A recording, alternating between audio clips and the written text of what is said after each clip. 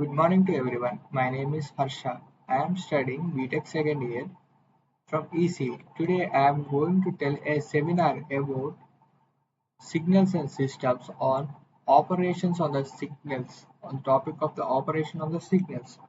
Let us go into the presentation. Before we gonna discuss the operations of the signal, let us know what is a signal. A signal is a function of one or more variables which is carrying an information is called as signal. There are multiple types of a signal. Example: sinusoidal signal, exponential decay signal, exponential rise signal, unit step signal, ramp signal. The exponential signal is generally the signal is defined as x of t. The sinusoidal signal is represented as a sin omega t plus phi. The phi is the phase of the signal. The omega is generally 2 pi f and a is the amplitude of the signal. Exponentially decay of the signal is represented as x of t into e power x of t is equal to a into e power minus bt. The exponential rise signal is x of t is equals to a into e power bt. The unit step signal is represented as u of t. It is 1 when t is greater than 0. It is 0 for other values, that is t less than 0. We also have the unit impulse signal that is represented by del. It is 1 for t is equal to 0 and it is 0 for t not equal to 0. And ramp signal, ramp for t, the ramp signal is t for t greater than 0 and is 0 for t less than 0. Okay, these are the examples of basic signal and their explanation. Let us go into the operations of the signal. Let us discuss the classifications of the signal operation. Mainly this is defined in two types, that is time domain operation and amplitude operation. That is, time domain operation means we have signal shifting, means either it is advanced signal or delayed signal. We have time scaling, that is expansion of the signal or compression of the signal. Time reversal means reversing the signal. Amplitude operation means we have three types, that is amplitude signal, signal addition and signal multiplication. Let us start with the time domain operations, that is time shifting operations. Here we are having two, that is time delay. It is the output of the signal is represented by y of t. Y of t is equals to x of t minus t naught. That is, as you can see here,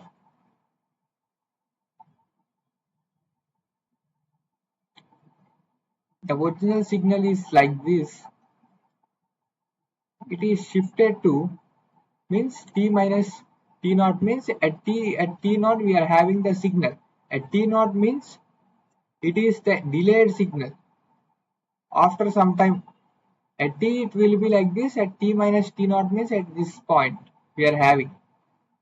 This is the graphical representation of the delayed signal. Advanced signal, that is t plus t naught, if it is equal to 0, that is means t equals to minus t naught, before minus t naught. This is the original signal. At minus t naught we are having the signal starting, that is, it means the signal is advanced way before the original signal it is starting. As you can see, this t plus 2 means t plus 2 equal to 0, that is minus 2. It is starting from minus 2. Okay. Now let's go to the time scaling, that is the compression and expansion of the signal. It is the output of the signal is represented by y of t, which is equals to x of a of t. If the a is greater than 1, then the signal is compressed. If the a is between 0 to 1, then the signal is expanded. If a is equals to 1, then the signal remains same. see, as you can see in this graphical representation, time scaling, this is x of t, x of 2t. 2t means it is compressing. The original signal is compressing. That is, the a value is lies between 0. So the a value is greater than 1, that is compressing. Here it is x of t by 2. T by 2 means 0.5 of t. The a value is between 0 to 1, so this is expanding. If the a value is 1, then the signal remains same. If the a value is greater than 1, then it is compressing, that is x of 2t, as you can see clearly in this graph. Okay. Now I want to discuss about the time reversal, that is reversing the signal or signal folding. It is represented as y of t is equal to x of minus t. This was reversed on basis on the y-axis, as you can see in this figure. Let me zoom it for you.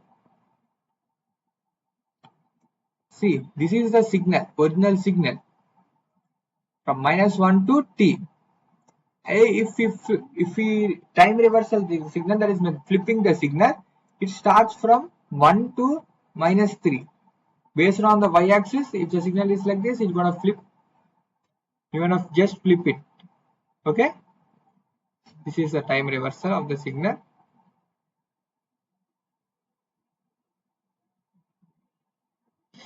Okay.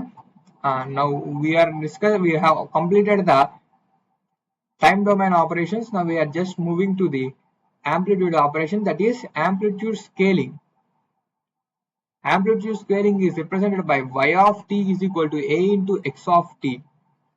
As you can see, when a is greater than 1, it is 2 times of the amplification. When a is 0 to 1, it is 0.5. When a is less than 1, it is inversing. Let me show in this graphical representation. This is y of t when the amplitude is 2 times, not inside the, not t, it's outside the x of t. That means the amplitude, here the amplitude is 1, when we multiply it with 2, the amplitude becomes 2. When we divided by 2, then the amplitude becomes 0.5 of the original signal. If it is 1, then it remains same, the amplitude remains same. Okay. Now we are coming to the concept of signal addition. Adding the two signals, that is y of t, the output of the signal, we're gonna get by adding the two signals, x of 1 plus x of 2. As you can see here, this signal is defined, the x of x1 of t.